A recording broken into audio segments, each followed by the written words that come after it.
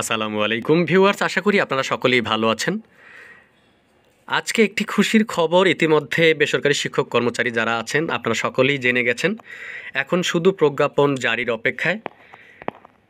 সেই খবরটি ছিল যে বেসরকারি শিক্ষা প্রতিষ্ঠানে এমপিওভুক্ত শিক্ষক কর্মচারীদের জন্য ছিল যে তারা এতদিনে মূল বেতনের 25% পেয়ে থাকতেন, এখন সেটা উৎসব ভাতা হিসেবে মূল বেতনের 50% পাবেন।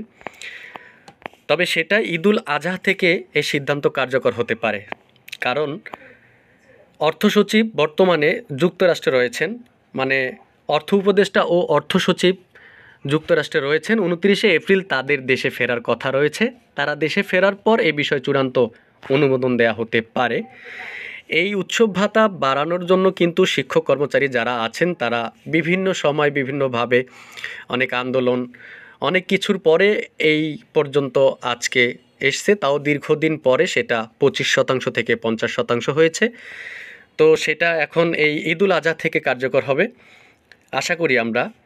বর্তমানে সারা দেশে বেসরকারি শিক্ষা প্রতিষ্ঠানে এমপিওভুক্ত শিক্ষক কর্মচারীর সংখ্যা 3,98,068 জন। তো উৎসব ভাতা বাড়ানো হলে এতে সরকারের অতিরিক্ত ব্যয় হবে 229 কোটি টাকা। বেসরকারি শিক্ষক কর্মচারী যারা আছেন তাদের জন্য আজকের এই খবরটি ছিল।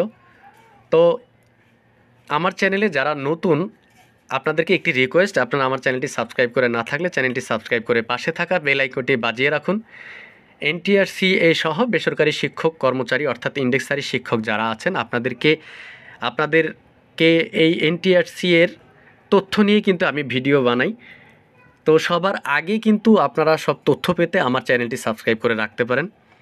তো ভিউয়ার্স, আজকের ভিডিওতে এ পর্যন্তই। এতক্ষণ ভিডিও দেখার জন্য আপনাকে অসংখ্য ধন্যবাদ। আল্লাহ হাফেজ।